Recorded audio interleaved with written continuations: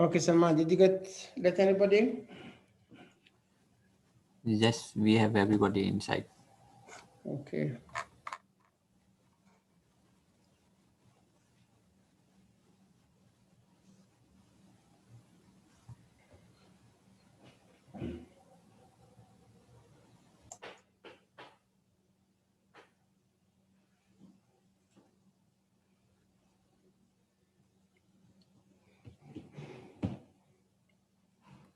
Shall we start, Mike? Sure, whenever you're ready. Did you want to say something first? I'm happy just to jump in. I was Well, waiting for you to I'm say just something if you wanted. welcome everybody. Good evening, everybody. Again, on behalf of the Deanship of Academic Development, we would like to welcome you and thank you for attending that activities. I think most of you know Mike very well by now, so whatever time I have to leave it for Mike. There you go. Thank you. Good evening, everybody. Thank you for coming. This is the follow-up workshop for one I gave last week on assessment, but the theme is still the same, and you don't have to have gone to last week's workshop to get something out of this one. So the goal today is still assessment as a teaching tool. I asked last time at the end of the session what people wanted to talk about, and I'd say the themes of the comments that people sent me were how to make useful summative assessments. I'll talk about that this evening. Which form of summative assessment questions are most effective? Multiple choice questions, true or false? Are some of these better than others? How do you write effective exams? How do you do assessment beyond exams? And how do you do assessment in an online class? All right, the last one I'm not sure we'll have time to get to today, but I'll do my best. Okay, so that's my goal. We'll see what we can do. As a very brief review, last time I talked about 3 different types of assessment. I talked about kind of diagnostic assessment that you can do before you do any instruction at all, just to kind of figure out where your students are and what misconceptions they might have. I talked about formative assessment, which is assessment you do in the middle of your teaching to figure out whether your students are getting it or whether they're not getting it. So things like minute papers or simple active learning, right? Both of those types of assessment have no consequences, meaning if the students haven't learned what you want them to learn, there's no negative consequence. That point of those assessments is just to be helpful. But today I'm talking about summative assessment, and summative assessment is the assessment that you do when your teaching is over. And by definition, that sort of assessment has consequences. Does the student pass your class, or does the student not pass your class? Do they get an A or they get a B? So now I want to do assessments, but I want to use those assessments to make decisions. Okay, and that's going to be the focus of our session this evening. While we may not think of assessment, summative assessment, as a teaching tool, even summative assessment really is a teaching tool. And it's a teaching tool in many, many ways. Let me share one that I think can be surprising for some people. So I want you to imagine that I have 4 cohorts of students, and I'm going to run an experiment on them. These 4 cohorts of students, I am going to have prepare for taking an exam in 4 different sessions. And they are going to take an exam right after the 4th session, and then they're going to take an exam a week later. So that's the setup for the experiment. And there are 4 groups. Group 1 is going to study for an hour, and then study for an hour, and then study for an hour, and then study for an hour. And then they're going to take a test. And then a week later, they're going to take a test on similar topics. Okay. Group 2 is going to have 3 study sessions, but the 4th session is going to be practice tests. Yeah, they're not going to get graded. They're not going to get feedback, but instead of spending an hour reading the textbook or looking at their notes, they're going to spend an hour taking practice tests. Group 3 is going to study for 2 sessions and then 2 sessions of testing. And group 4 is going to do one session of studying followed by 3 sessions of testing. And with that setup, as a social scientist, you might ask a number of questions. Let's go through the common ones.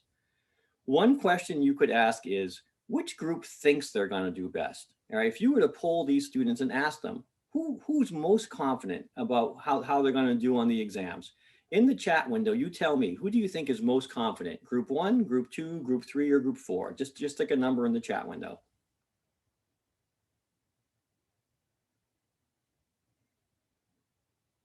Okay, I got a lot of groups 2, 3, and 4. And I think, again, some of the surprising element is the people who are most confident are actually the people who spend all their time studying, doing all those things that they are comfortable doing to get ready for exams. As they have spent their life studying, they have great confidence in studying.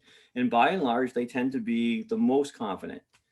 But of course, the more interesting question that we're interested in is who actually does the best on the exams. And again, remember, there are two exams, the first exam and the second exam. And the second exam measures long-term retention, things that people have learned and actually remember, right? So the question you could ask is, who's actually going to do better? This one I won't poll, I'll just tell you, which is Group 4. Group 4 does not just a little bit better, but remarkably better on the second exam. On the first exam, Group 1 and Group 4 are not that different, but for the second exam that tests recall, Group 4 actually does significantly better. It's a phenomenon called the testing effect. It has been looked at for over a century. It has been reproduced many, many, many times. But the takeaway that I want you to get from this slide is simply the act of taking a test, just the act of taking a test is in fact a learning opportunity, especially in terms of improving memory, because the way that you get students to remember something is practice at retrieval. The more often you have students go back into their memory and dredge it up and use it, the easier it is to go back into your memory and dredge it up, right? So when you are taking a practice exam, you are actually practicing going back into your memory and trying to recall and use something. And the more often you have your students do that, the better they will remember it, okay? That type of learning is independent of course, the studying that they will do for an exam that will lead to more learning. And of course, the feedback that you will give them, which will also lead to more learning. And again, the main takeaway I want you to get from this slide is you may not think of exams and summative assessments as a teaching tool. You may think of it as something that you have to do for grading, but based on a fair amount of research, even summative assessments are a very effective teaching tool, and you should think of them that way. So that's the positive note about assessment and summative assessment. The warning about summative assessment is there is almost always a tension between things that are worth assessing and things that are easy to assess, right? There's almost always a trade-off between those two things. It shows up all the time, and it will show up in your own assessment. Let's pretend that you're an administrator at this university and you want to assess the impact of my teaching of this workshop. You know, your university is paying me to come do these things. You know, are you spending your money wisely or are you not spending your money wisely? You know, how would you assess that? And the answer is, of course, there are many things you could do. Level 1, your administration could send out a survey to ask you, did you like Mike's workshops or did you not like Mike's workshops? Did you feel like you learned something at Mike's workshops or did you not feel you liked something at Mike's workshops? That's level 1. How satisfied are you? And of course, you can do that with your students as well. That's easy to do. It's almost always done. Almost all our classes ask our students if they're happy with us. Almost all administrators assess faculty's participants' satisfaction for a workshop. But frankly, that's not what you care about, because the issue is not whether you're happy or not. This is a teaching workshop, right? To measure the impact of the workshop, it's not whether you're happy with me. The question is, are you teaching any differently, right? Because if you show up to my teaching workshop and teach in exactly the same way as you did before, then your university has wasted their money because nothing has changed, okay? But that's difficult to do, because to assess the impact of this workshop on your teaching, I actually need good data on how you were teaching before, which means I need a time machine to go back and measure how you were teaching before. And I need good measures on how you were teaching later. And while I could survey you, I would say based on a fair amount of research, faculty are not always very accurate judges of what's going on in their classroom. So I would rather have pre-post data on your teaching, and that's much more difficult to do. And it's very seldom done because it's more work. But even that is not really what we care about, because the point of getting you to change your teaching is not to change your teaching. What I really care about is, are the students in your classes actually learning more in your classes than they were before? And beyond that, I don't want learning for the sake of learning. I want these people to graduate and go off and be better engineers or better scientists or better business people, right? That's what I really want. I want these people to go off and be better educated. To which the answer is good luck with that, right? It would be very difficult to actually assess the impact of this workshop on how well your students perform based on what they've learned differently because you've taught differently as a result of coming to this workshop, okay? That's a lot of talking, but the main point I want to get across here is in assessment, whether it's this workshop or your class, there are very frequently things that are very important to you that you care about. Are my students becoming more creative thinkers? Are they becoming more critical thinkers? Are they becoming generically better problem solvers? Are they better self-directed lifelong learners? Those are all things you want to know. And those things are measurable, but they are difficult to measure. And you will have to figure out as the instructor how much time and effort you are willing to put in to assess the things that you care about, but there's almost always a trade-off there. Okay, so that's the caution. So the commercial is we should do this. The caution is it's not always as easy to do as we think it should be. Okay, but all assessment, people ask me how do you do good, valid, efficient assessment? All assessment starts with an instrument, a multiple choice test, a true false test. All right, there are lots and lots of things that you can do. Tests, reports, homework, projects, surveys, journals, presentations, peer evaluations, learning logs, self-evaluations. The main point of any instrument you pick, there's only one thing that it has to do. An instrument has to make visible the learning outcome that you care about, right? So if you care about students' creativity, the assessment instrument that you pick has to make visible their ability to be creative. If you are interested in their written communication skills, the assessment instrument that you use has to make visible their written communication skills. Having them do an oral presentation to assess their written communication skills is silly. Trying to assess their creativity by giving them an engineering textbook problem is equally silly because engineering textbook problems do not measure creativity. So when you're thinking of picking an instrument, all the instruments can be equally good. I mean, all instruments have their limitations, but there's nothing inherently bad or good about true false or multiple choice or essays or problems. The thing you're looking for is, does it make visible the outcome that I care about? If the answer is yes, it's a potentially good assessment instrument. If the answer is no, it's a bad assessment instrument.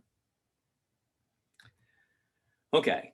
Because tests are the most common instrument, and because tests are what people asked me about for the chat last time, I want to talk about how do you come up with a good test as an assessment instrument. Most of us use tests. We do other things too, but almost all of us do tests.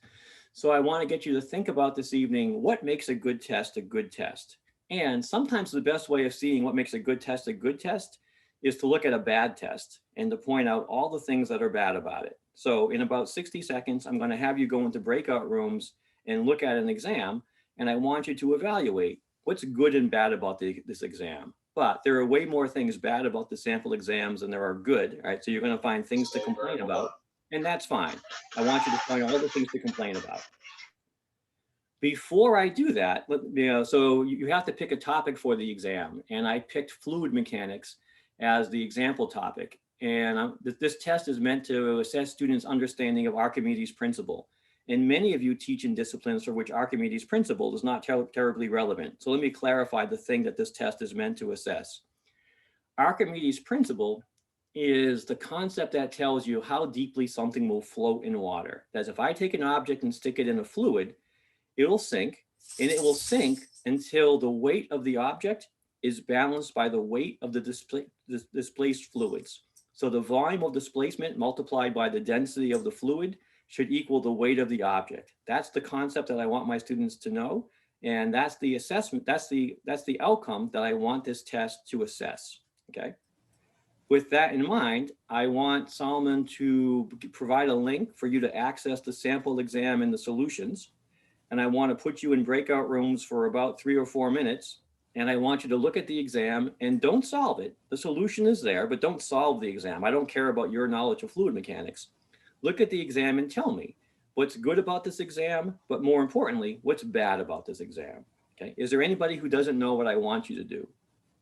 Link is in the chat window. If anybody has any issue, please let me know. Okay. So if you would open up the link, go into Solomon, put them in, have people go into their chat windows, take 3 or 4 minutes and identify all. There's a PDF also in the link. You can download the PDF. Identify all the things that you don't like about this exam. Tell me all the ways in which this exam is a bad exam, because we'll use that as counter examples for what makes an exam a good exam. Okay, you go, I'll circulate around if I have time. Breakout room for 5 to 6 people, or? Sure, that's fine.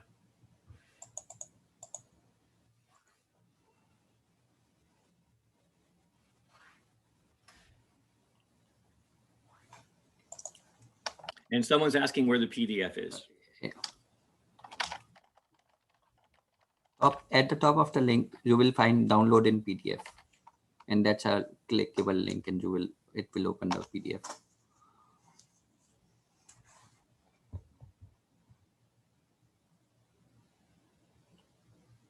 I will start the breakout room in 30 seconds. Great, thanks.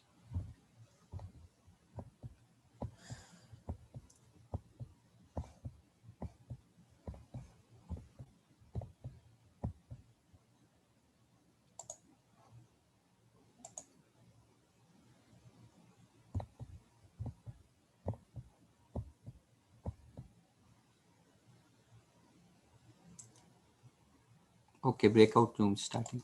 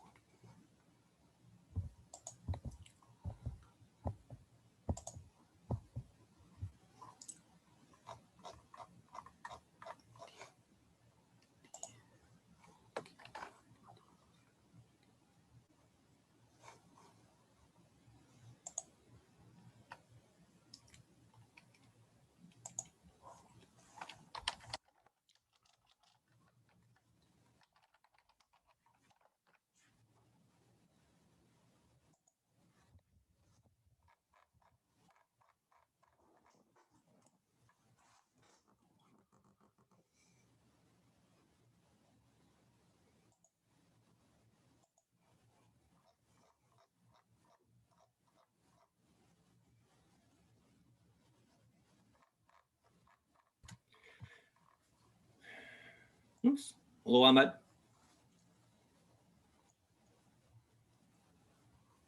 You're muted. Okay.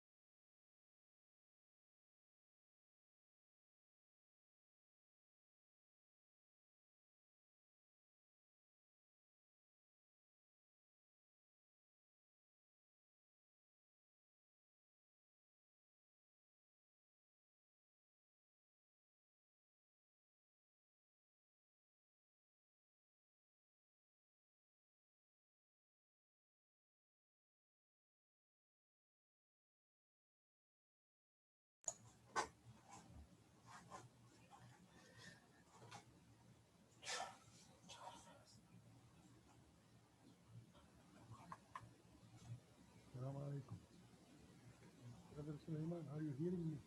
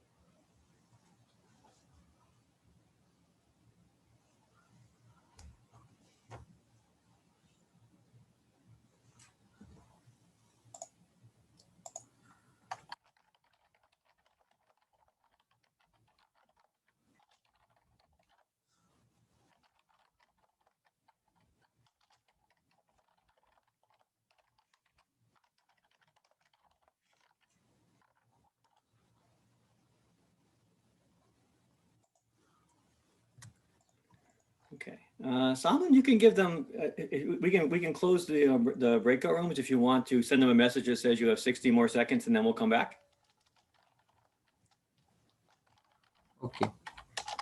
Thank you.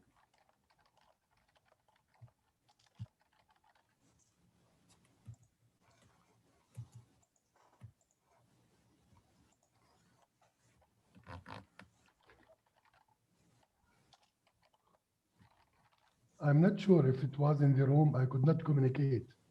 And there was a small icon for microphone that was crossed, although my microphone wasn't. And even no one of other colleagues could open the microphone. I don't know if this is all. Yeah. So you weren't muted, but no one else could hear you? No, I was unmuted, no one heard me. And there was a small microphone, red one, to the corner that shows it's all are muted, and I could not change it. Okay. Which room you were? I don't know, I quit it from it because no one replied to me, and no one speak, no one talked. Yani, we were 6, no one talked, and no one heard me. So I hope it is not in all rooms. It wasn't in all the rooms because I visited 3 or 4 rooms and people were chatting fine, but there must have been some set up for some. It was perhaps in our case. Yeah. Okay, I will close the breakout rooms now. Great, thank you.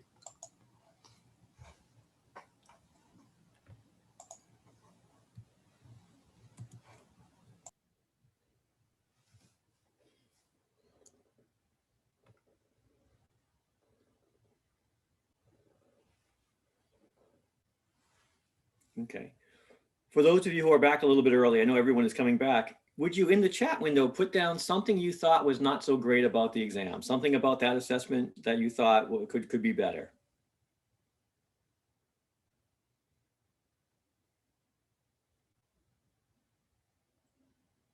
And again, now that everyone else is back and everyone was before, in the chat window, see if you can tell me something about that assessment instrument that you thought was bad that needed to be better.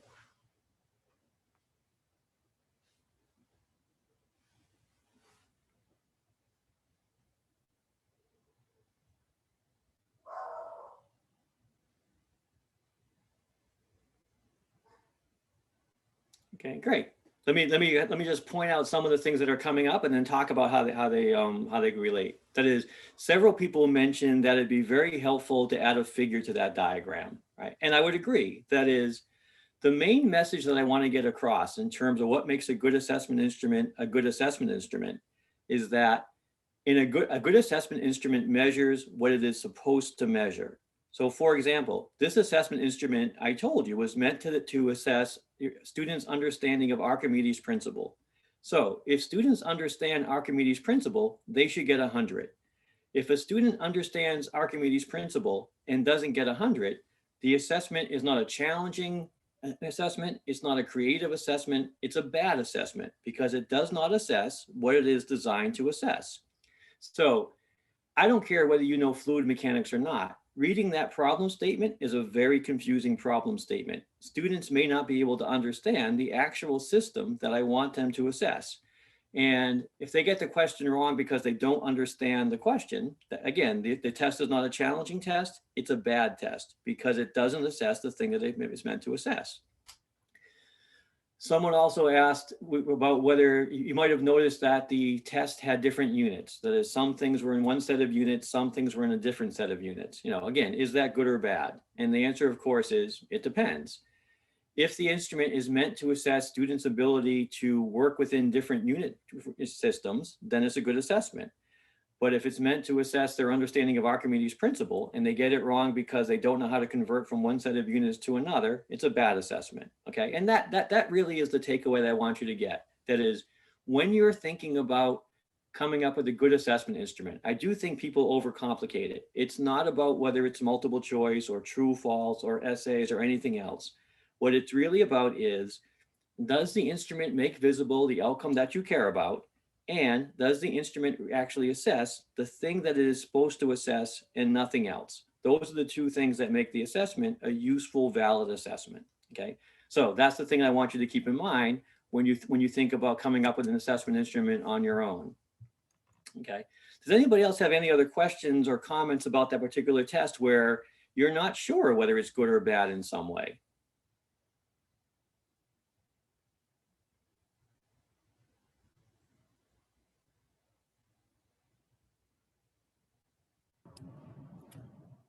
Okay, I'm going to assume that things are okay and I'll move on.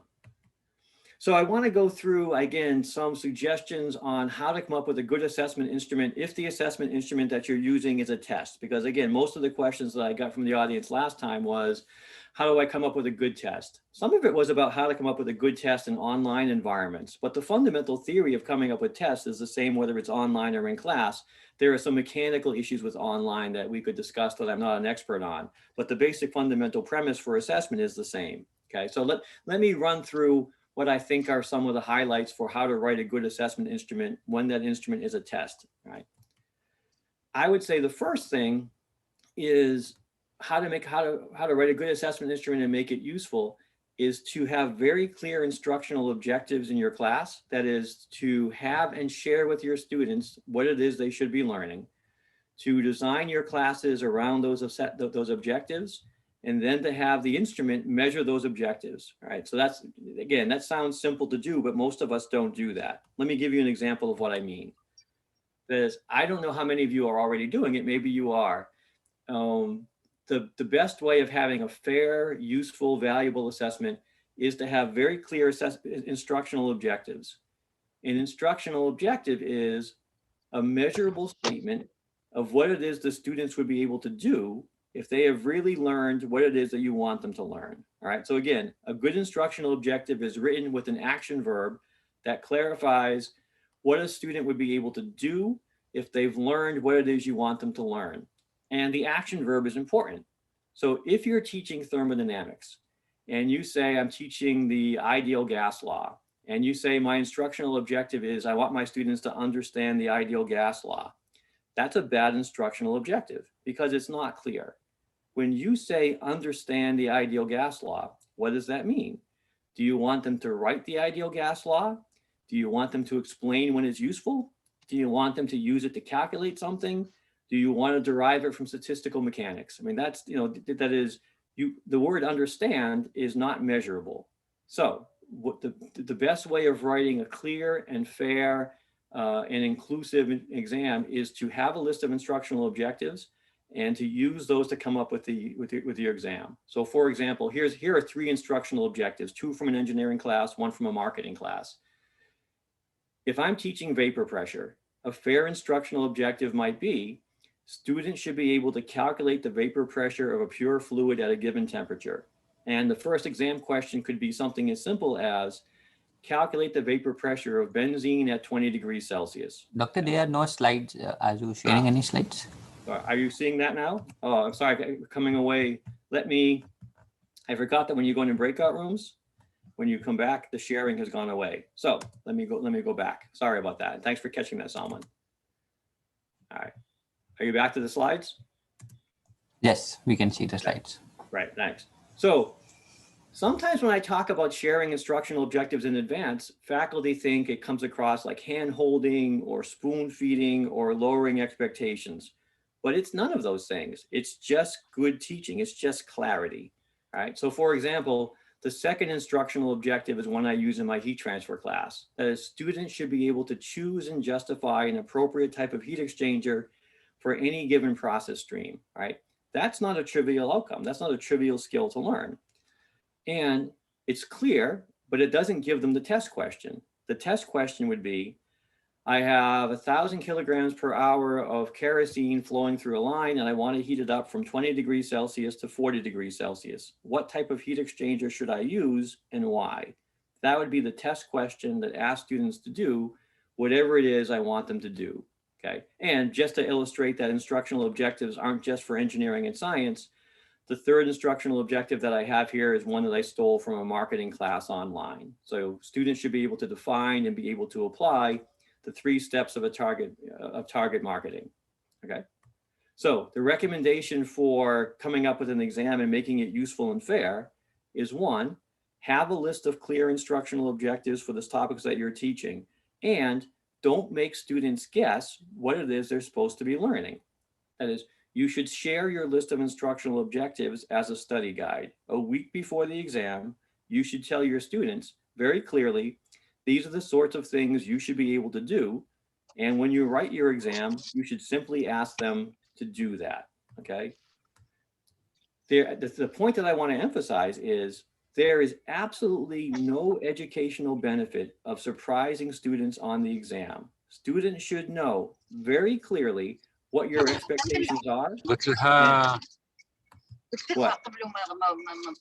Someone needs to mute in their background? Someone needs to mute in their background, thank you. Okay. So again, the point that I want to get across here is there should be no surprises on the exams. The students should know very clearly what your expectations are, and your exam should reflect those. But I'm not suggesting this. In the chat window, tell me what's wrong with this. So I'm arguing for clarity. Here's a way of being clear. I could say the test next week is going to consist of 4 of the following 10 problems. Here are 10 problems I could give you. I'm going to give you 4 of them. It's open book, open notes. All right. I want you in the chat window to tell me what could go wrong. If I did this, which is very clear, what could go wrong?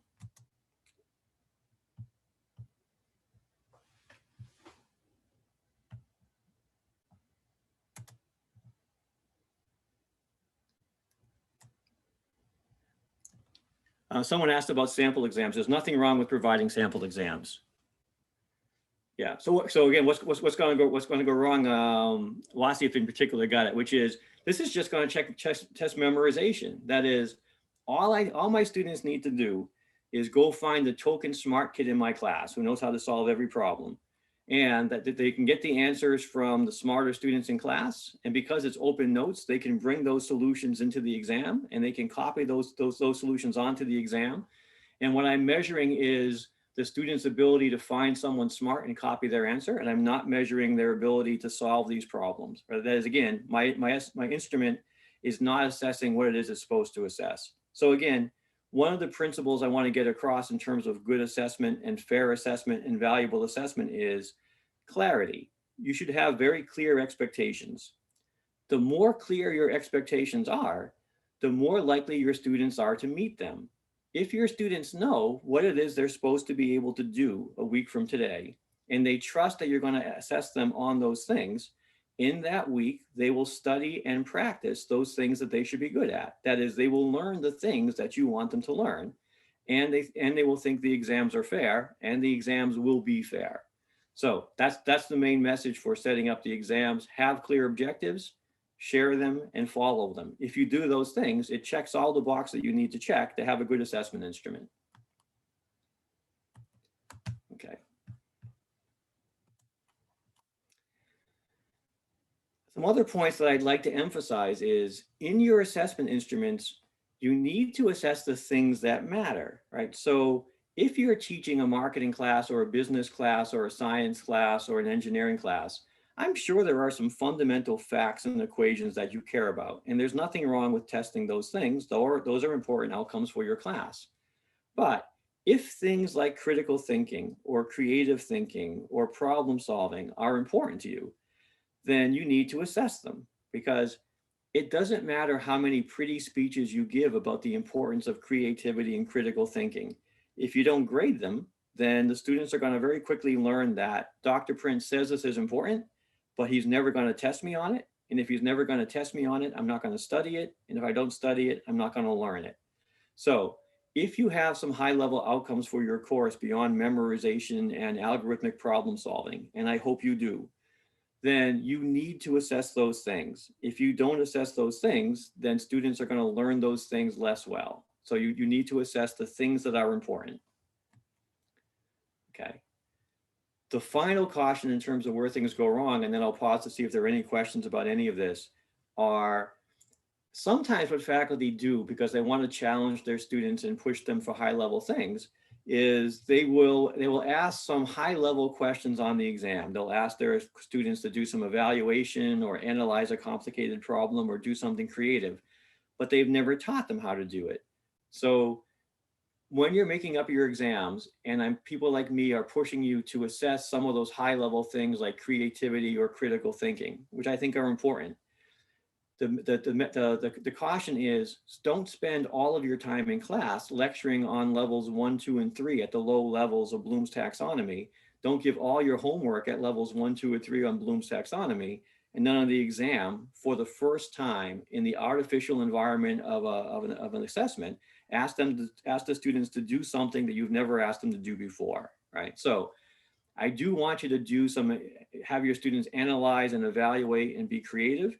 But in your lectures, you should do problems that make them analyze complicated systems and make choices and be creative. On your homeworks, you should ask them to do those things. In advance of the exams, you should warn them, these are the sorts of things you need to be able to do. And then on the exams, you can ask those high-level things, and it's perfectly fair, right? You just need to teach at the level that you assess. Okay. All right.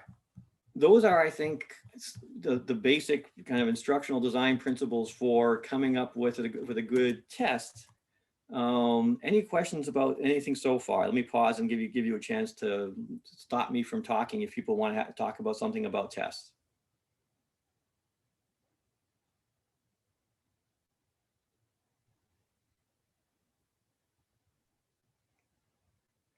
Okay. All right. If not, I want you to think about the following questions, which is, in exams, in-class exams, which is what most of us give, the two things which determine how well a student does are, one, how much they know, and two, how fast they are. Because in my exams, they have 52 minutes to complete the exam. So those are the things which are going to determine how well they do in my class. The question that I want you to think about is, what should determine how well students do? Should time be a factor? And I'm going to argue that one of our jobs as assessors is to make time as small a factor as possible. That is, in the real world, there are time constraints, but in 30 years of consulting, no one has ever walked up to me and said, Mike, here are 3 problems. You have 52 minutes to solve these problems, go. That's not the way the real world works. Most real world deadlines are next week or next month, this report or this design is due. So when you make your exams focused on speed, then you are penalizing some of your students. One of the people asked, what about diversity? Students are diverse in many ways, but one of the ways in which your students are diverse is some are fast and some are slow. But some of your students who are slow because they are careful and they're methodical and they check their work. And frankly, those are the students that I want designing the planes that I fly in and the bridges that I drive across. Right? I want my engineers and scientists and business people to be careful and methodical, but they're never going to get to do any of those things if they can't survive me and my tests. Right? And so if I'm weeding them out because I'm making the students be fast, that's not a particularly useful assessment instrument. Okay, so the other advice for coming up with a fair and inclusive instrument is, don't make time too much of a factor. The general rule of thumb is to give students at least 3 times as much time as it takes you to do the exam. You are a subject matter expert. I have been teaching heat transfer longer than my students have been alive, and I wrote the exam. So when I solve the exam, it's mostly stenography. So students should be given ample time to demonstrate what they know. That's another kind of principle of good assessment. Don't make time too much of a factor. Okay, here's a question in the chat window. Tell me, what would you do? Let's assume that you gave an exam and the average was 35. What should you do about that? Of course, the answer is it depends. But if you gave an exam and the answer was 35, get in the chat window, give me some ideas of what you think you should do.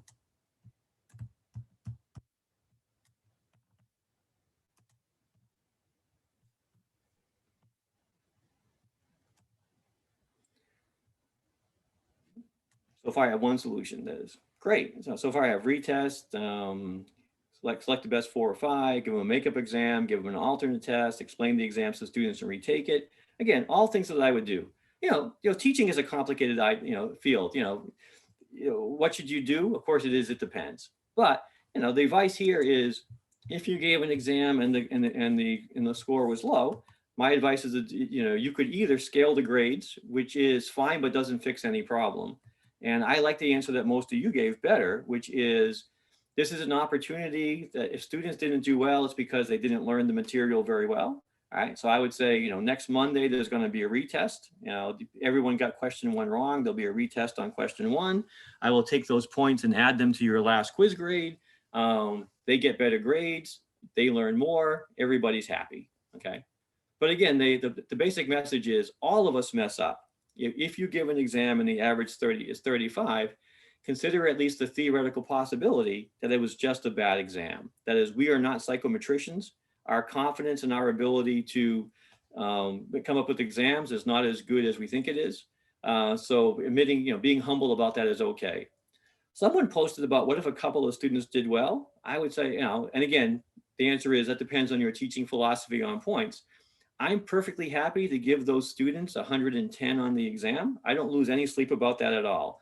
Those students are going to get A's in my class no matter what I do, right? And I'm not trying to prevent them from getting A's. So if a couple of students did well and they happen to get 110 on the exam, I sleep fine at night. If that makes you uncomfortable, then cap the number of points they can get in ways that you are comfortable with it. Okay. Great. Okay, that's I think all the advice I wanted to spend on test this morning. Does anybody have any questions about test and coming up with test as a good assessment instrument that we didn't talk about that you wanted to talk about? Yes, please allow me. Should I go? Yep. Yeah, about the mechanics of preparing an exam in this environment, like a distance learning exam. Mm-hmm. Are you as a faculty member involved in this?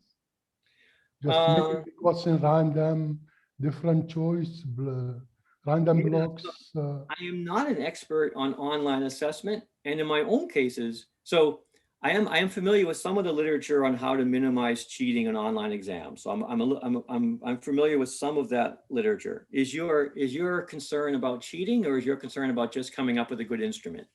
No, my concern is usually a faculty member has to learn the other issues of making the exam such that avoid cheating or cooperation or something like this. Yeah. Or there are some people, some other stuff which will help. Right. Yeah. So let me share the few things that I have known. So first, let me admit, I am not an expert on that particular topic. And while I've read a few papers on that topic, it is not my research area. So I'm not an expert. But the papers that I've read, I think make a good case that there are some things you can control and some things you can't control. That is, I don't think you can prevent students from cheating in an online, a traditional exam. That is, I think a student who is bound and determined to cheat will find a way to cheat. You can make it more difficult, but you can't make it impossible. But there are some things you can do. One of what the research on cheating suggests that students cheat more often when they feel like the exam is not fair, and so when they think that you're being unfair. then they don't mind cheating because they think, you know, you're not being fair with me. Why should I be fair with you? So some of the things we're talking about here actually have been shown to minimize teaching. If you share with the students in advance what your objectives are for the exam, so that students know what you're going to test and they think it's going to be fair, right? They are less likely to cheat. That doesn't mean that they won't cheat. It means that they will be less likely to cheat. Okay. So I would say that the part of this morning that I've talked about that makes that problem not perfect but better is the more you do to make your tests fair, the less cheating you will see. That doesn't mean zero, but the less cheating you will see.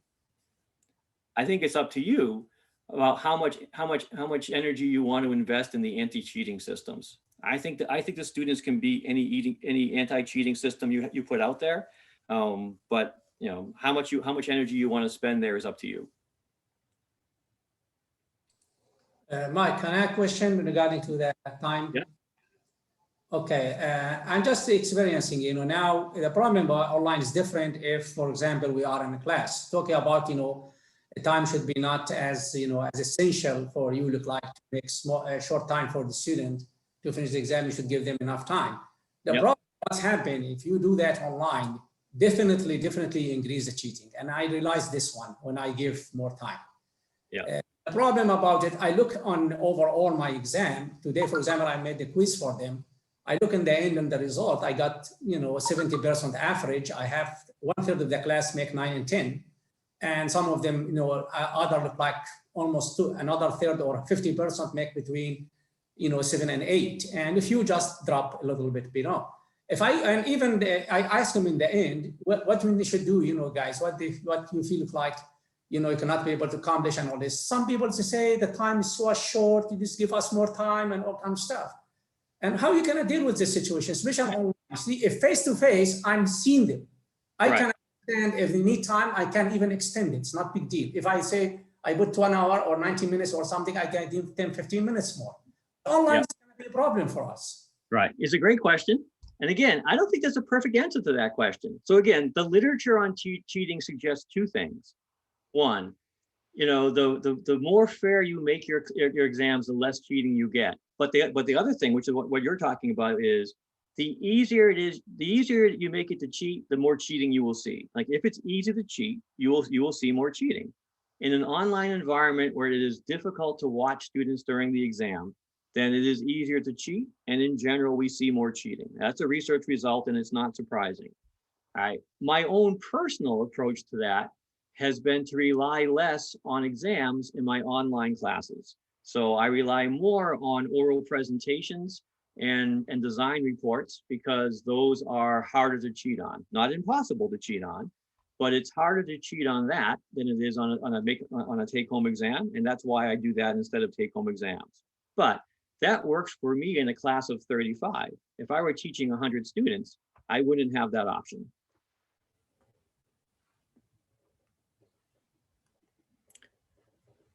Okay, you've all been on for 50 minutes. I'm going to change topics soon, but why don't we take a 5-minute break and come back in 5 minutes? So I'm done talking about exams. Let's come back in 5 minutes and I'll talk about summative assessments beyond exams. So my advice is get away from the computer. Don't check your email. Just go relax and look at something else, and I'll see you in 5 minutes. Thank you.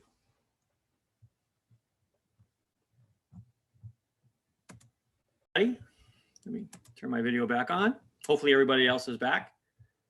All right. Thank you for the questions that were posted in the chat window. I've been looking through and trying to answer those chat windows during the break, ignoring my own advice to get away from the computer. But someone asked something that actually related to the last question that I wanted to highlight, which is someone asked about kind of continuous improvement. And one of the research findings that I forgot to mention is another way of reducing, not eliminating, but reducing the amount of cheating in online classes is to have a series of low stakes assessments rather than a small number of high stakes assessments. That is, the higher stake the assessment, the more pressure students feel to cheat. Right? If the assessment is not weighted that heavily, then the pressure to cheat is less. So giving 10 small quizzes tends to result in less cheating than giving one big exam. Okay. All right. Let me see. Is everyone seeing my slide again? Yes, yes, yes. You are? Okay, thanks. Actually, Wasif said no, so. No, it says crisis clinic here. Perfect. It's, Okay, great. Okay. All right, thanks and welcome back.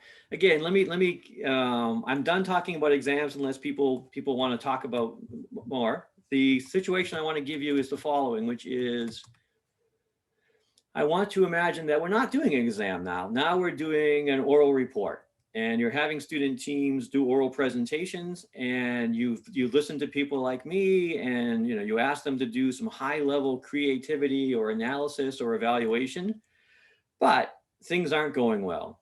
The grades are low, and you've done this twice, and the grades are still bad, and you're unhappy, and they're unhappy. So the question is, what do you think is going on? You've given an assignment, you've asked them to do some high level stuff, they're not doing very well, you're unhappy, and they're unhappy. What do you think the problem might be? All kinds of things it could be. In the chat window, give me some ideas for what do you think the problem might be.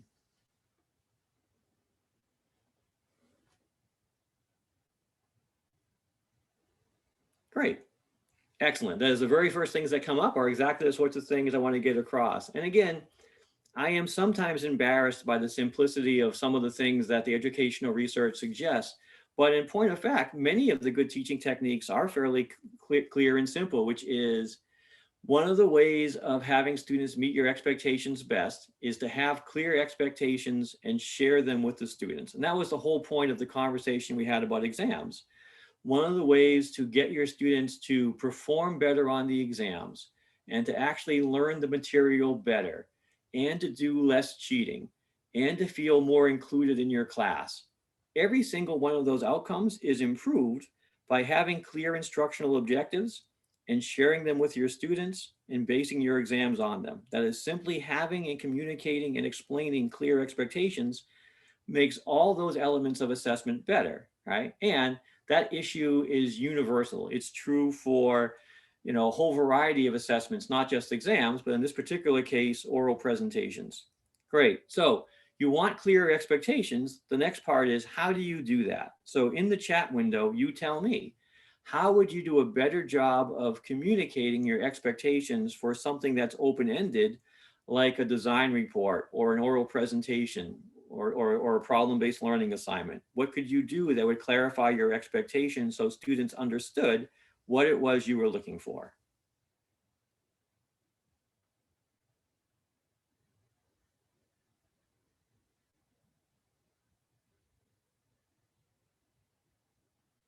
Great. And again, thanks for those of you who are responding. And again, I would say you've hit all the things that I just want to emphasize. That is not rocket science, but the idea is to do something to clarify what your expectations are. And we'll go through the obvious things and then talk about maybe some not so obvious things, right? But they will involve most of the things that are coming up, which is a combination of a rubric or a similar tool to explain your expectations, and then some examples, okay? So I talked about rubrics last time. Some of you are already using rubrics, some of you aren't. But a rubric is simply a tool to identify two things. One, what's important to you? When you're looking at a student report and you're looking at a presentation and you're looking at a design, all right, there is something that you're looking for. There are things that are important to you. But the message on assessment is, students aren't mind readers. That is, you know what's important to you, but they don't know what's important to you. And it's not fair to make them guess. So the first thing you do when coming up with a rubric is you figure out the things that matter to you. All right. So for those of you who went to my problem-based learning workshop, these are the things that I care about when I'm grading an open-ended problem for a problem-based learning class. That is, I care about correctness. Is the student's work technically correct? I care about completeness. Have they actually answered all the questions that I asked them? And I care about clarity. That is, can I understand what they're saying or can I not understand what I'm saying? You don't have to agree with my criteria because they're my criteria and not your criteria. But one of the things that we don't always do is we think our criteria are obvious, and they are obvious to us, and they are less obvious to the students. So some of the ways of getting better performance and having fairer evaluations is just to make sure that we go through and identify and share with them first what we care about, right? And then secondly, once we've decided what we care about, we have to identify what differentiates excellent work from okay work from unacceptable work. Okay, and again, you don't have to agree with my criteria because they're mine and not yours. But with my students, I need to clarify, like, how do I get an A? And, in my engineering class, the answer is to get an A, your design has to be technically correct. If I built that thing, it would work. It is the right size or the right type for the purpose that I've assigned.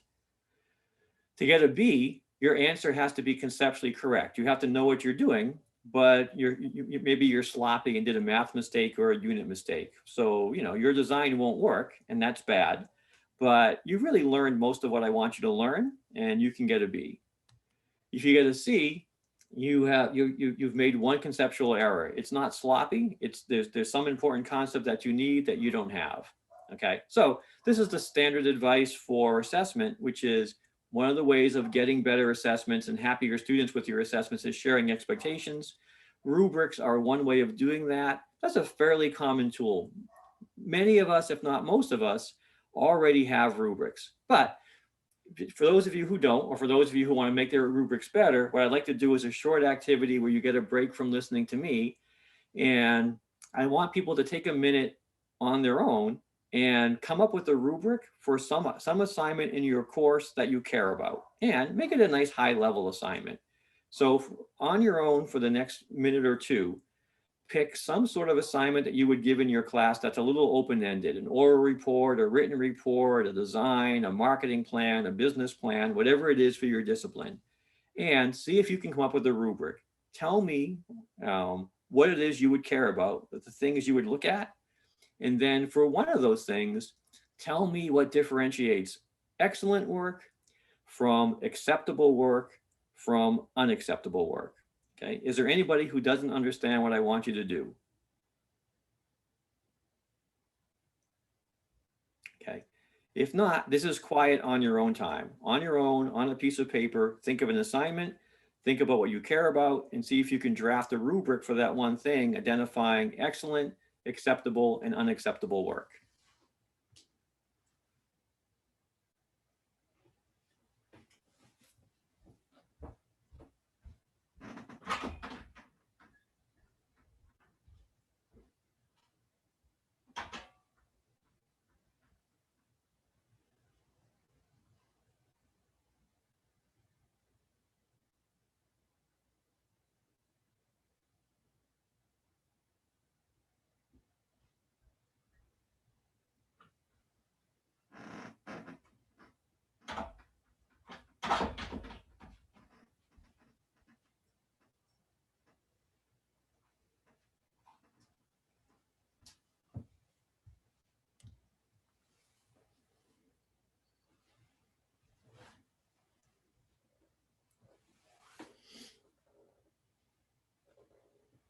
Okay.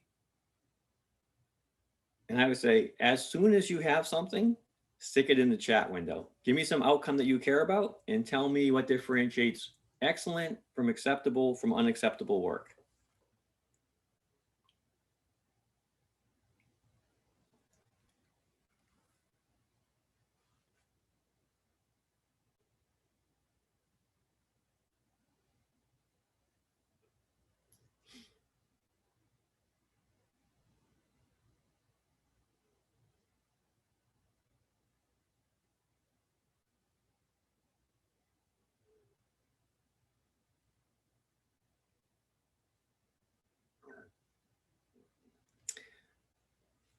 All right, and again, I'm going to try to respond to people as they place something in the chat and talk about I want to see sort of if there are any issues that come up or not.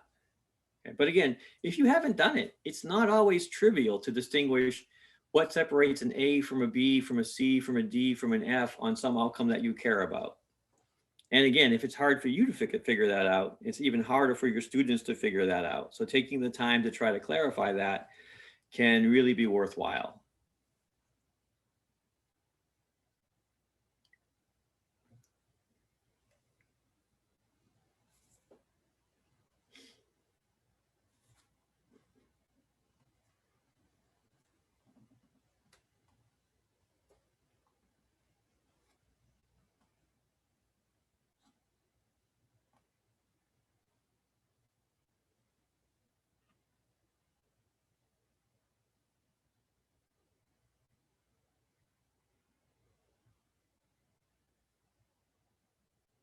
Great. Let me talk about some issues as they're coming up based on things that are being posted in the chat window. Some of them are being posted. In fact, so far, everything's being posted privately, and that's okay. But for example, one of the things that's coming up is I have a report, and the thing on my, on my rubric that I care about is it has certain sections in the report. It has an executive summary, it has an introduction, it has a main body, it has a conclusion. All right, it has certain things. One of the things I think that comes up with rubrics is one of the things you struggle with is you want to come up with a rubric which is not gameable, right? That is, let's say, that is a student who had handed you a report that had an executive summary can still be a terrible report because the executive summary can be a truly terrible, executive summary. That is, the issue is not whether it has an executive summary or not. The question is, does the executive summary do what an executive summary is supposed to do, or does it not? Someone also had put up something that had to do with, appropriately referencing things in their report, right? But again, if you write a rubric that says a well-referenced report has at least 10 citations, you will get 10 citations, but that's not the point. A well-written report with respect to citations has everything that needs a citation being cited using an appropriate format, and things which don't need a citation not having a citation. That's the thing that makes the citations good. It's not whether there's 10 or 12 or 11. So again, the struggle with you as you write a rubric is you need to write a rubric which is clear enough for your students to be useful, but is not overly simplistic and can't be gamed. Like, it really has to get at the thing that you want to get at. Otherwise, the rubric doesn't work. Otherwise, the students give you a report that has 10 references because that's what you said, or it has an executive summary because that's what it said, but that's not really what you care about, right? So that's the challenge in your rubric. The rubric actually has to capture the thing that really is important to you, and it has to communicate that clearly to the students, okay? Does anybody have any questions? Again, I don't know whether this is easy and trivial for you, or whether there's any struggles. Is anyone struggling with anything about coming up with a rubric that you want to talk about? Because in practice, it can be more difficult than it sounds. Naomi, do you want to comment on the last suggestion? This is, let me see the chat.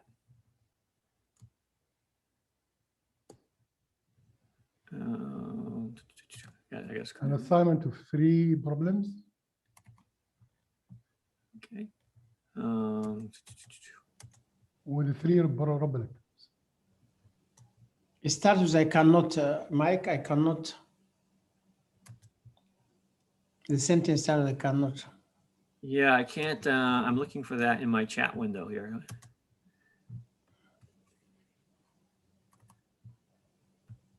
Hold on, give me a second to find it. I don't know why my chat window is not being as communicative.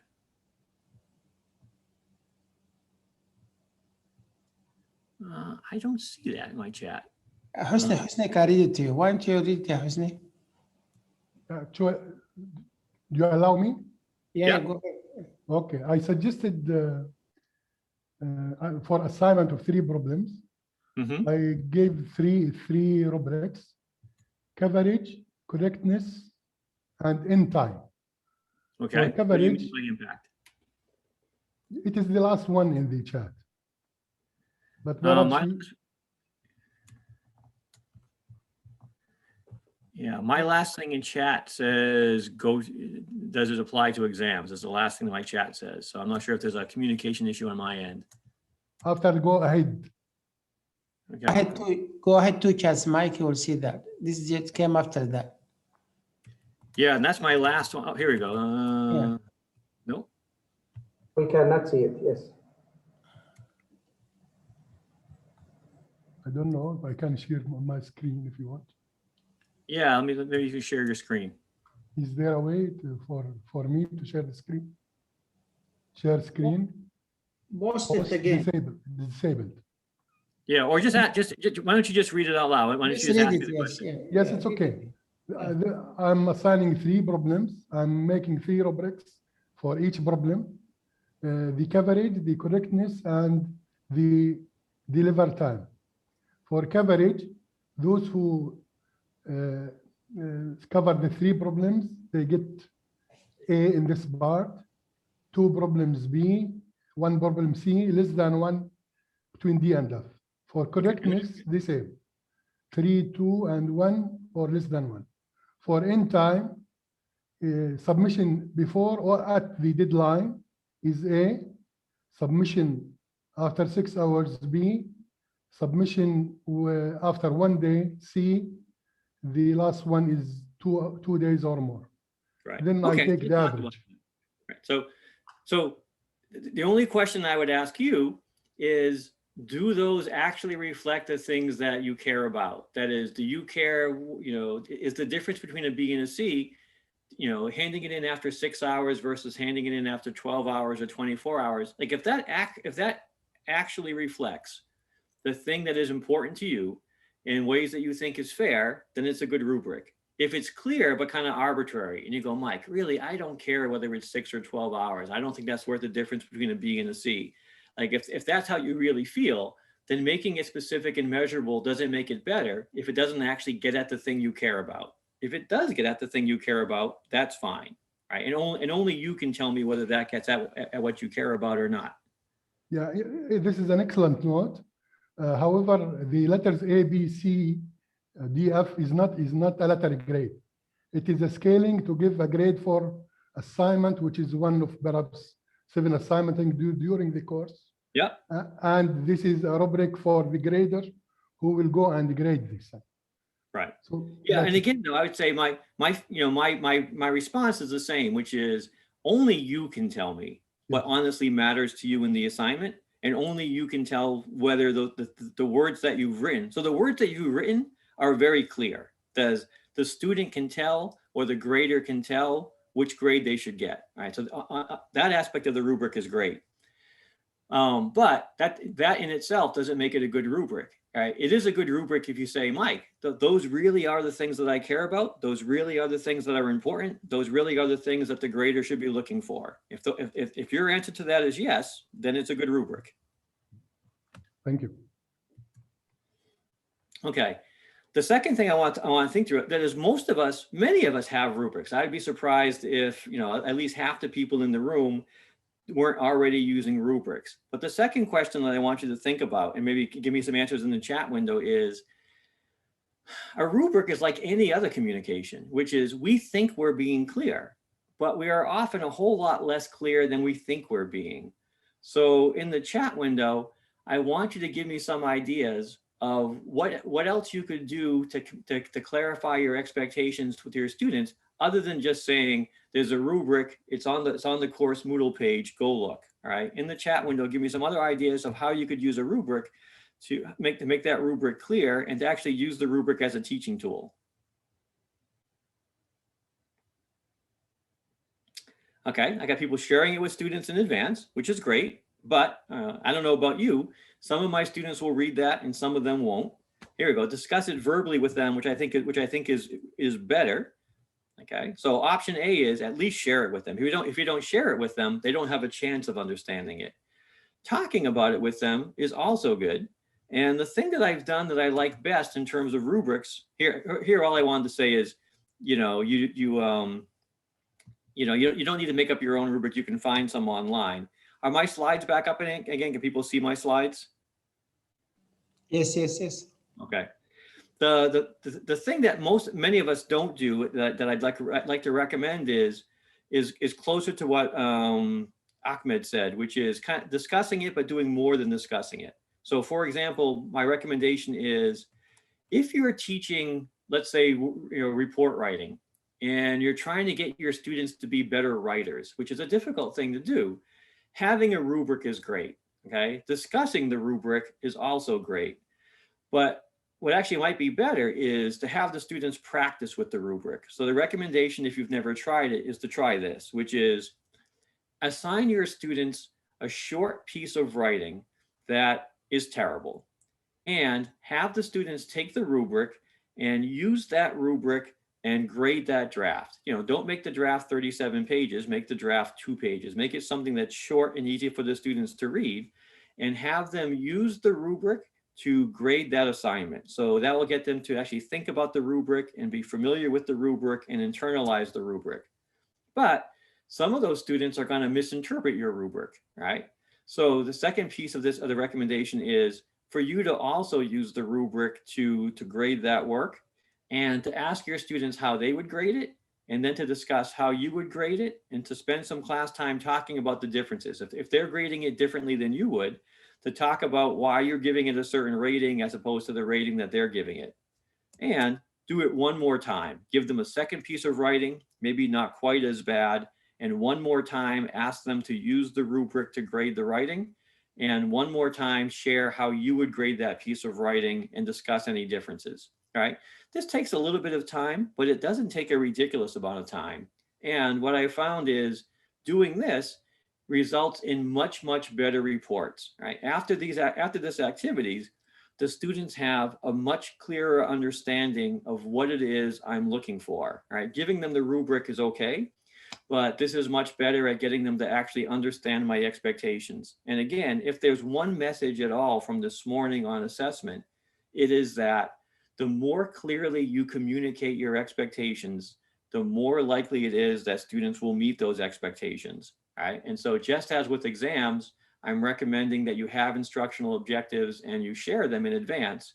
For things that are open-ended with rubrics, I'm recommending that you share those rubrics and you do some work with your students to make sure they understand and have internalized those rubrics.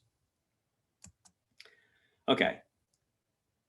That's all the stuff on kind of traditional exams or open-ended things like reports or design. I want to talk about grading before we stop, but is there anything else about assessment that people want to talk about before we get to grading?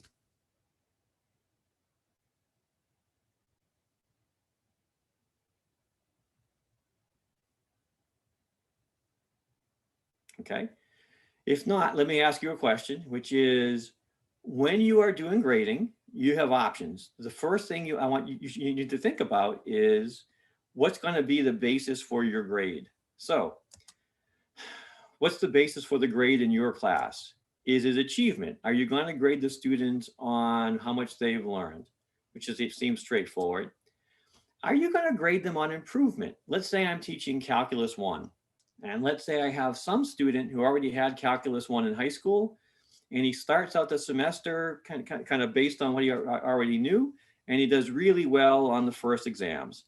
But over the course of the semester, he does worse and worse and worse, and he fails the final exam. And let's say I have a second student who starts out very poorly, but works very hard, and at the end of the semester gets an A on the final exam. But mathematically, they have the same numerical average. One got better, one got worse. The question I want you to think about is, does that matter? Should that influence their grade? Okay. What about attendance? Some of the students come to class, some of the students don't come to class. Does that matter or does that not matter?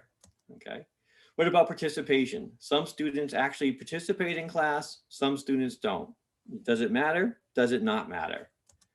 What about effort? Some students try, some students don't try. Okay, so let's do a breakout room, which is in your breakout rooms, I want to see if you can agree on what matters. Which of these things should count for the student's grade and which of these things should not count for the student's grade. Let me put you into a breakout room and see if you agree on that. Solomon, at your convenience, put people in breakout rooms of any convenient size.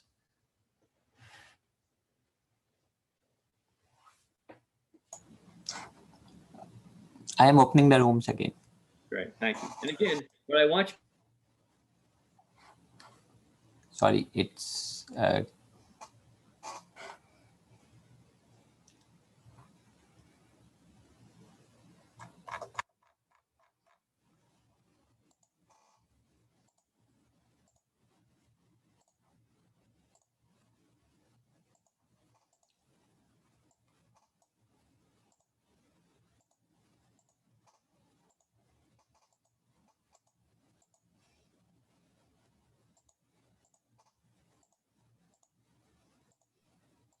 Assalamu alaikum. Walaikum assalam. Is anybody there? They are in the breakout room. I am assigning few people did not join the first session, so I am putting them in the breakout room.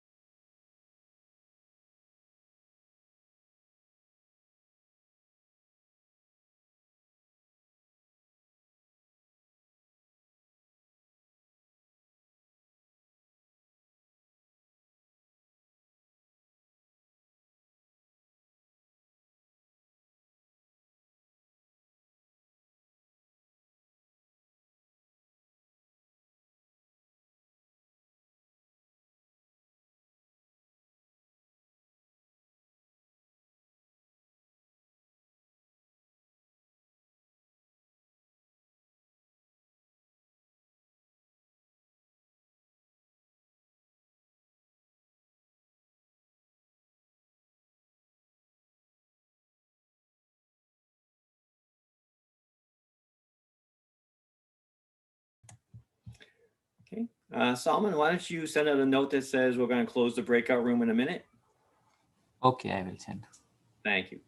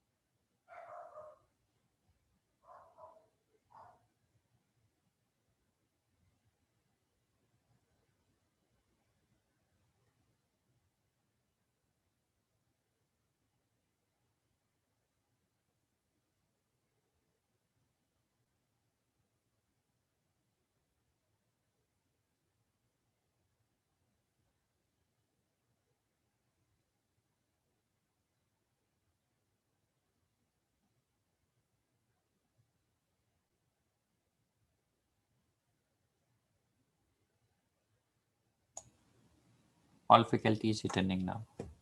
Okay, thank you. And are you seeing my slides again? Yes.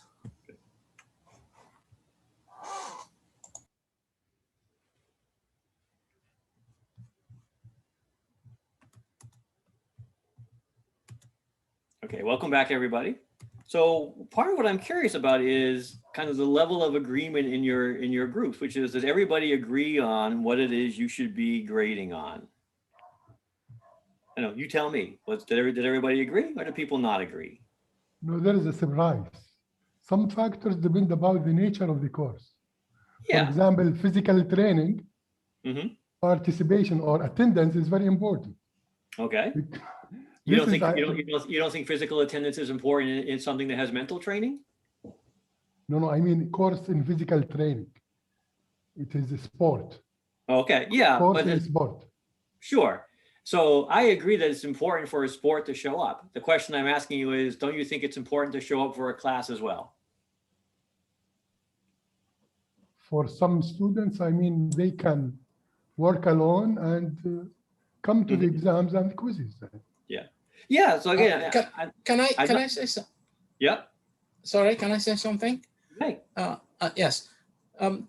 I think attendance, really depends on what you are giving in class. How important? What are the things you are making? What are the things you are kind of pointing out to the students that are difficult that they should be paying attention to as to what they benefit from that course? What would be relevant to other courses and so on? This is where the attendance is important. If I'm teaching for the test, then I think attendance would be, maybe not that much relevant. If I'm repeating the same exams, they know what they go to the exams and they just can't learn them. Attendance would be really fruitless. Yeah, I think the only point I wanted to get across with that last brief Mark, exercise. Yes. Can you permit to me, sorry to cut you, but I have a concern here. If we take our environment here in KFUPM, attendance is compulsory.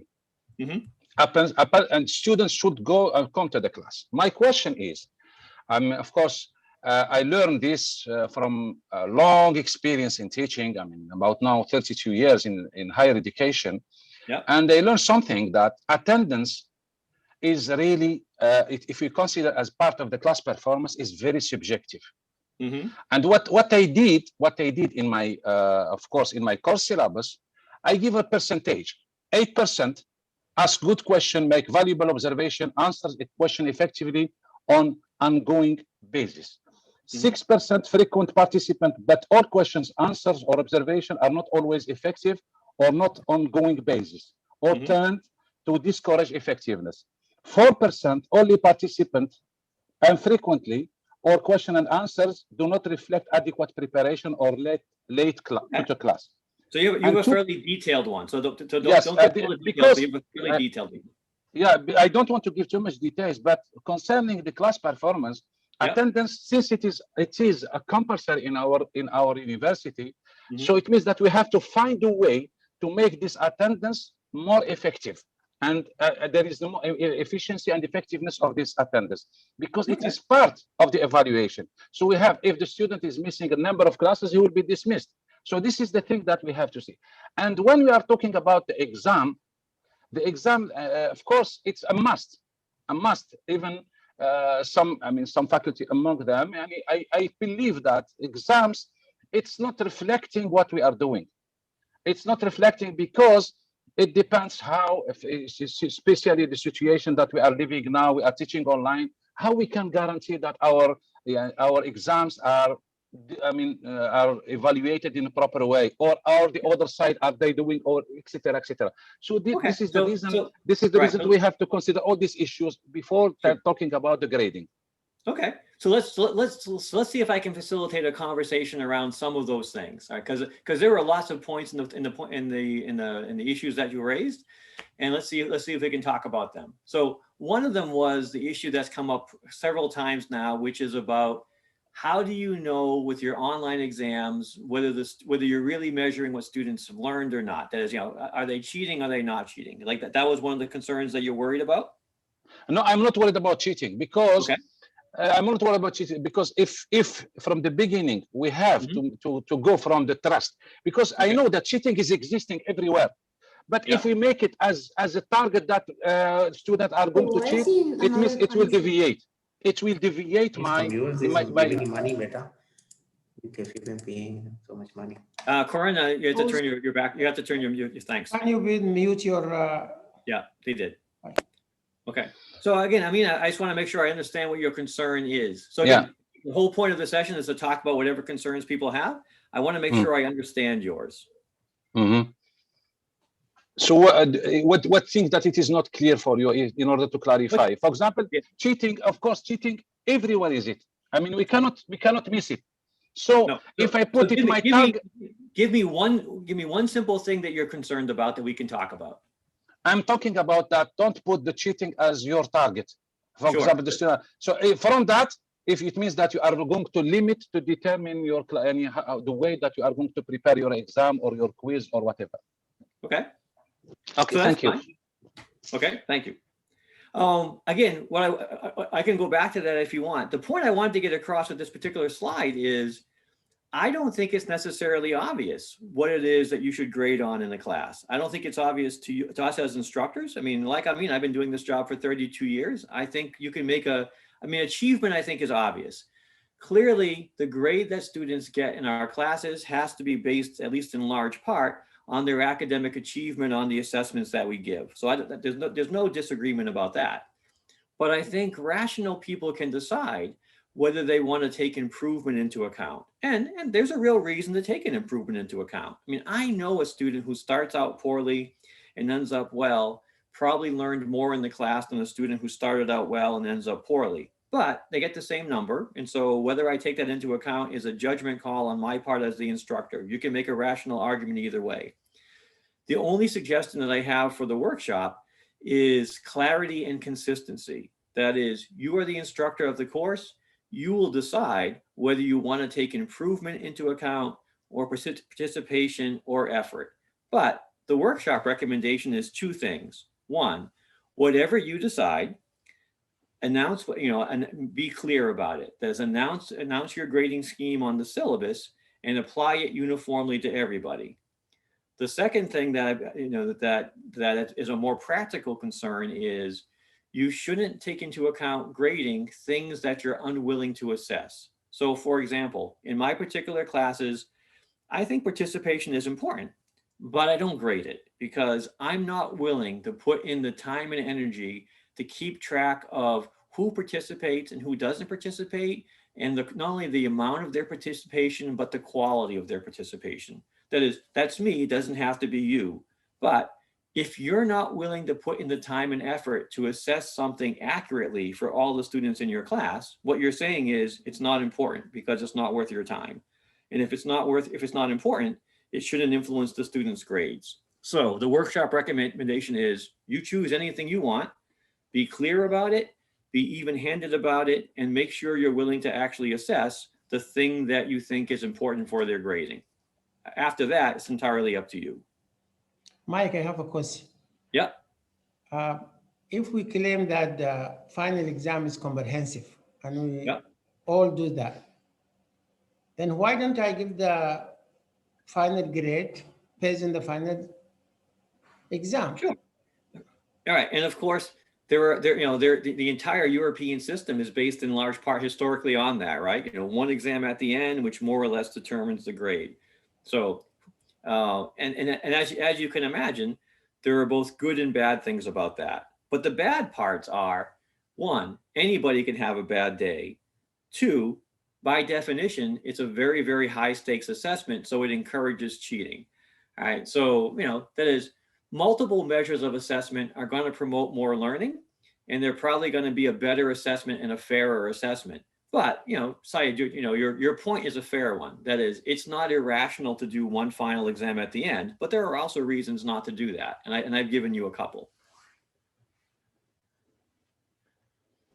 Thank you. Okay. All right. Other questions about grading? I would like to ask you, Doctor, if I can.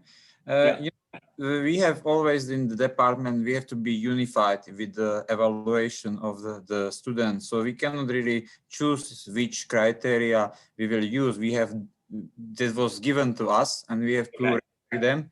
So we cannot really choose it. But I think it is really depend on the course and also how the course is important for the students.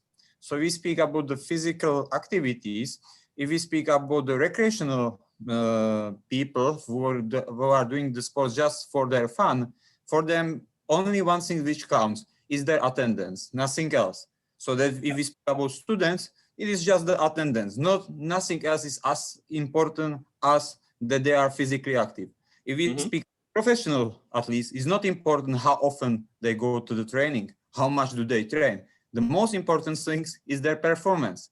So these are the things which I think we have to distinguish.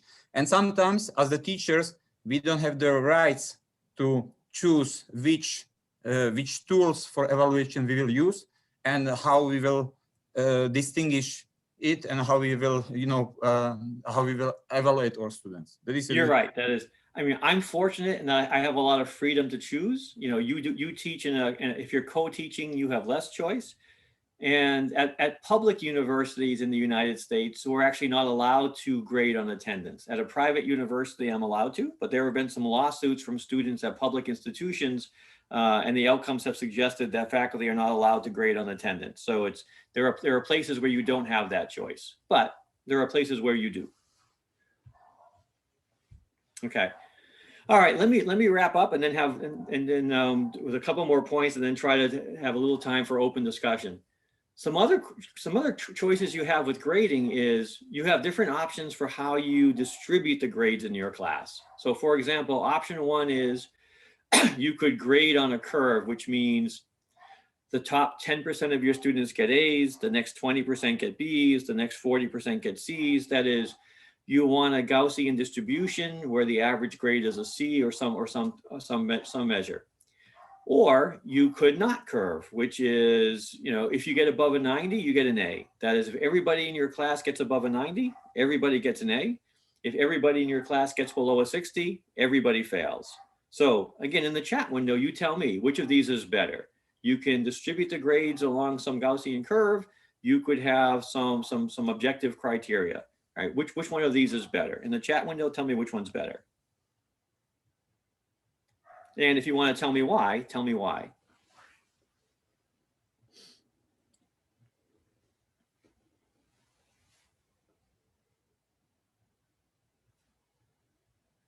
There you go. It depends. My favorite answer. Some people think we should curve if there's a lot of students. Again, there's a common sentiment that we should curve if there's a lot of students. Some people just think we should curve in general.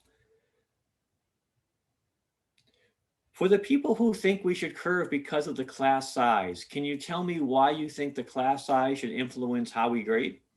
What's the logic behind that?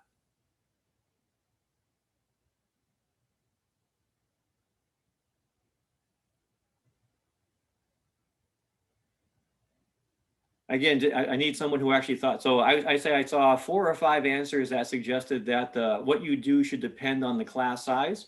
And for those of you who think that, I'm just curious. That is why does the class size make a difference? I mean, you do get better statistics. I mean, in the sense that you can't have a Gaussian distribution with 2 people. All right.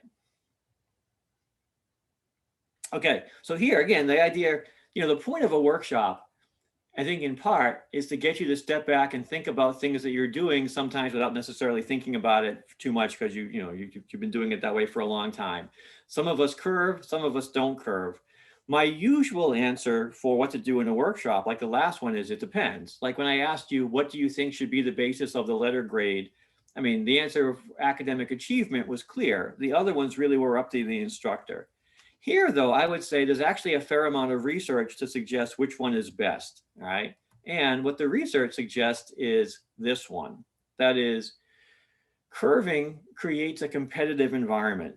And I would say one of the presumptions that was true when I was a student, and maybe when many of you are a student, because some of you have the same hair color that I have, that is, the thought was, competition brings out the best in people. If you want to kind of push people to do their best, putting them in a competitive environment is an environment that will push people to strive harder and to do better.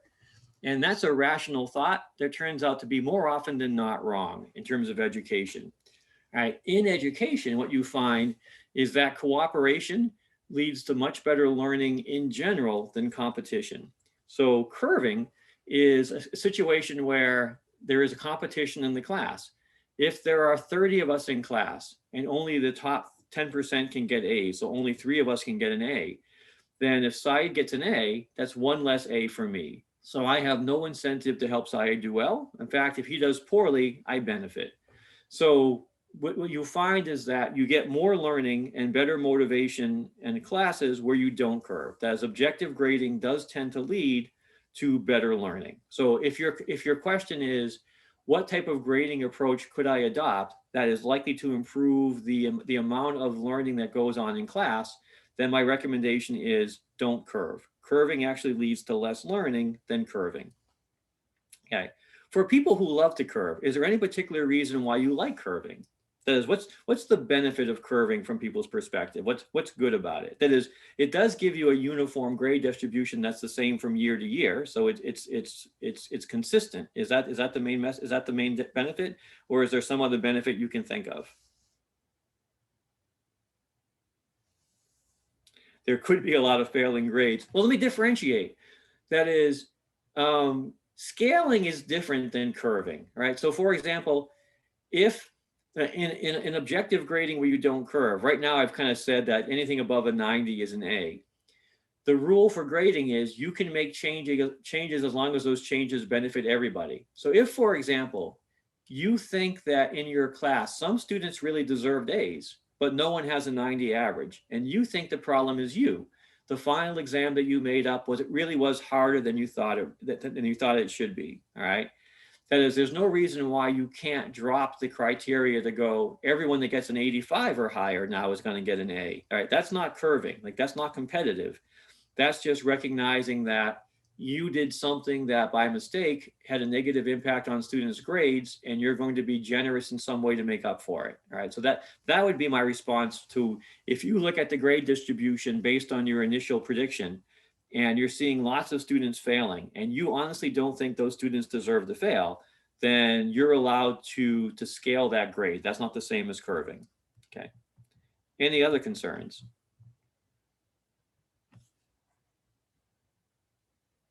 Okay. All right, last thoughts. My question, okay. If you scale, it's not look like almost you curving, because if you scaling, what does it mean scaling? Look like if your GPA of the student consider look like 65 or something. If you rescale it, what does it mean in this case? Let me clarify. Let me clarify the difference between scaling and curving. Curving means the top 10% of the class is going to get an A no matter what. the next 20% are going to get a B no matter what. The next 40% are going to get a C no matter what. That is, the grade distribution is predetermined. And no matter what happens, 10% of the students are going to get A's and 10% of the students are going to fail. Right? There's some predetermined distribution. And there are two reasons why I don't like that. One, based on a lot of research, that's going to create an environment where students actually learn less. That is, the intention is good. You're trying to set up an environment where people compete to do their best, but research shows that that doesn't work. The second thing I don't like about it is it's detached from reality, right? Which is, maybe everybody in my class learns everything I want them to learn, right? I'm not going to live long enough to see that. But if that happens, in theory, they should all get A's. If nobody in my class learns anything, they should all get F's, okay? So that's curving. Scaling is, I'm going to have a cutoff, and anybody above that cutoff is going to get a certain grade, right? So if 90% of the people in my class score above a 90, 90% of them are going to get an A. But if nobody gets above a 90, and I honestly think that some students in class deserve A's, I'm going to lower the scale to 85, all right? But that's not predetermined. It's based on their objective performance. That was a long answer. Was it a clear answer? Thank you. Okay. You know, I need just to ask you, Mike, now, do you have A+, A, B+? We do not have A+. We have B+, and C+, but there's no A+, and there's no D+. Okay, thank you. But if I had that system, I would just be mechanical about it. You know, if over a 95 is an A+, I would just give an A+ if their grade was over 95. What is fair to the student? Doesn't the student, they have the right to know from the first class? Yeah, students should know exactly how they're going to be graded. And so again, what I like about scaling, and scaling is fair, right? That is, I think it's unfair to change your rules if everybody doesn't benefit from that change. If even one person is penalized from your change, it's not fair to change. But if I drop the cutoff from 90 to 85, nobody is penalized. Everybody benefits. Nobody is hurt.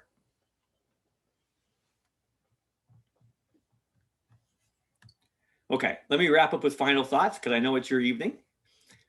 Final thoughts for both of these sessions is, I know I've talked a lot about the mechanics, but the whole point about assessment is it's about learning, all right? So again, I think when many of us think of assessment, we think either about grading, which I don't like. I know most of us don't like grading, or we think about accreditation, all right? So we don't have warm, fuzzy thoughts for many of us about assessment.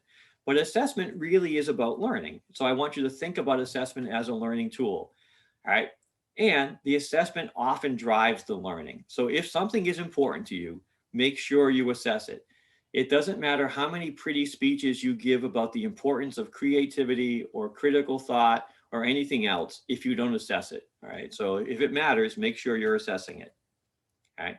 Secondly, the main point has been, you may not think about assessment as a teaching tool, but assessment is a powerful teaching tool. Last time I talked about diagnostic and formative assessments as teaching tools, and it's not that these things are hard to do, it's that we don't do enough of it. So the message from last time was, just like with active learning, these are quick and simple to do. Faculty just need to do more of it, Today, the session was about summative assessments. And again, the message is still the same, which is, you may not think of summative assessment primarily as a teaching tool, but honestly, even summative assessment is a strong teaching tool. But the way to have fair assessments and the way to have assessments drive more learning is to have clear expectations. The clearer your expectations are, the more likely it is that students will meet them. The less likely it is that students will cheat. The more inclusive and fair the students will find the classroom. There are all kinds of research benefits just from going through the exercises that we talked about today, either in terms of having clear instructional objectives shared with their students or clear rubrics shared with your students. So I know none of those things are rocket science, and I know they're not hard to do, but the message is many of us don't do that as much as we should, and doing more of that will lead to better outcomes. Okay, with that, I'm done. I know it is your evening, so I formally bless you to go off and relax and spend time with your families. If there's any questions that people have about assessment that I didn't get to, I'm happy to linger for a few minutes and do my best to try to address them. Okay. I think I'm going to see a group probably in a couple of weeks starting to talk about active learning and student response to active learning. So that's the next series of workshops coming up, but I'm done with the stuff on assessment. And again, thank you very much for taking some of your evening time to talk about this topic.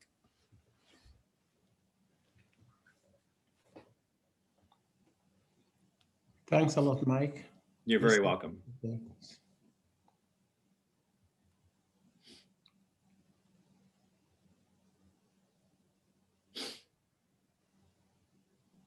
Dr. Mike, I would like to ask you, how do you assess the effort, for example, in your classes? Right. I don't. All right. And for the reasons that I mentioned, right? That is, I'm not willing, of all the ways I could spend my time as a teacher, I'm not willing to spend enough time trying to come up with a good way of measuring the effort of everybody in my class. And because I'm not willing to put in that time, I don't take it into account in their grading. I don't object if you do, but I mean, all of us have finite time. There's nothing wrong with saying, look, what's the best use of my time in terms of promoting learning? If you don't think that use of your time is actually going to produce enough learning, I think it's fine to spend your time in other ways that would produce, you know, more learning. And you don't need to feel guilty about that. Interesting. Thank you. What do you take into account? In my case, academic achievement entirely, only academic achievement, but there are bonus possibilities. So I'm a big fan of giving people all the opportunities they want to earn a higher grade. So in addition to all the exams that people have in my class and all the regular assessments, every class I teach has some additional opportunity for students to do more work, to demonstrate that they've learned more, to get a better grade in my class. So the philosophy is, don't ask me to give you more points. Show me that you deserve more points by showing me you've learned, you know, some things. And if the exams aren't showing that learning, do some extra work to show me that you've learned and deserve it. Mike, I have a question regarding the exam. Yeah. Usually, you know, look like, you know, our system, the same thing in the United States, you know, we do the same things. We give look like some classes, maybe 2 exam and final, sometimes midterm and final, you know, and final, of course, they have project, they have quizzes and other things. Sometimes look like student approach me, said, well, I was in the beginning start slow and I did not really can, for example, replace my midterm exam to put it all of it on the final. Yani just was it cancel for that. Yeah. What I do, to be fair, I announce it for all the students who wish to do that if I need to help. I cannot just make it for one person. Right. Opportunity. I ask every student who want to cancel his and consider all his grade for that. If this is considered fair for that, in your opinion? Yeah, I think if you provide the same opportunity for everyone, it's fair. Okay. Okay. That's what. Another question here, as I mentioned early. A+. A+ for us, they say on the student we sign is exceptional. That's what translation for A+. Yeah. Mid policy in the beginning of the class, in the beginning of the semester, when I do even the first things, I tell them any student cannot get A+ below 90, no matter whatever the average. Okay. It's clear. This is fair too for that, because this is, you know, we said A+ is exceptional. Yeah, so it's a good question. I don't know the answer to that question. So you have to tell me, right? Is there any situation you could think of where a student could get an 89 in your class and really be considered doing exceptional work? If the answer is no, then your policy is fair. If the answer is maybe, then your policy might be less fair than you think. I don't know the answer to that question. Okay, but the reason why, just to make sure, you know, of course, sometimes if they fall within 89 or something, I might consider it, but usually I try to encourage them just to not feel look like, because some student in their mind, because they look in other classes, some other classes, as you know, like you see in the faculty, they wrote it like curve. They look on the curve, and after that, they put the first top look like, I said, 10% A+, and sometimes he's 82. How you can 82, and this is actually, I try to make sure it's not he feel he's gonna get A+ no matter whatever his grade gonna come in the end. Yeah, but again, that's an internal political issue for you at your university in the sense that it is I mean, faculty don't agree, but the reality is faculty are people, and we all have strong opinions, and we don't always agree with each other's opinions. And as a faculty member, I don't control that. So I think a key to happiness is not obsessing too much about what the faculty and the other classes are doing, because that's just a path of frustration. Like you can't control that, and I don't think I want to try. I think as long as you have a policy that you think is clear, that you're applying uniformly, that you're communicating well, all right, I think at that point you've done what you can do, and you're fine. Thank you. Thank you.